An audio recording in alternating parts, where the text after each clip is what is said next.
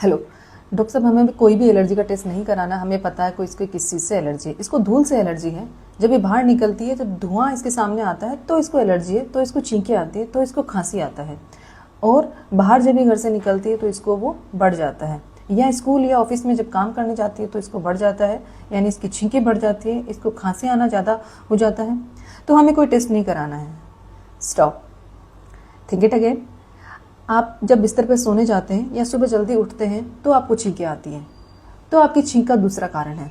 जब आप घर से बाहर निकलते हैं या तो आपके लिए छींक का या आपके सिम्टम्स का दूसरा कारण है। इसके साथ में ही धूल मिट्टी के संपर्क में आने से, धुएं के संपर्क में आने से, या जब आप घर से बाहर जाते हैं तो डीजल और पेट्रोल एग्जॉस्ट होते हैं, उनके संपर्क में या किसी प्रकार के गैसेस के संपर्क में आने से जब आपको सिम्टम्स आते हैं तो वो एलर्जन नहीं है, वो आपकी एलर्जी का कारण बिल्कुल भी नहीं है। They act as a irritant और दैट ट्रिगरिंग फैक्टर, यानी जिसको पहले से एलर्जी है उसके लिए वो ट्रिगरिंग फैक्टर का काम करेंगे। गैसेज हो गई, या पोल्यूशन हो गया, या स्मोकिंग हो गई, या पेट्रोल या डीजल हो गया, या बहुत सारी धूल के संपर्क में आते हैं। हमें एलर्जी होती है धूल में पाए जाने वाले कणों से, यानी उसमें कोई धूल का कीड़ा भी हो सकता है, पोलन भी हो सकती है, फफूंदी भी हो सकती है, या पेट एकेट का डेंडर भी हो सकता है।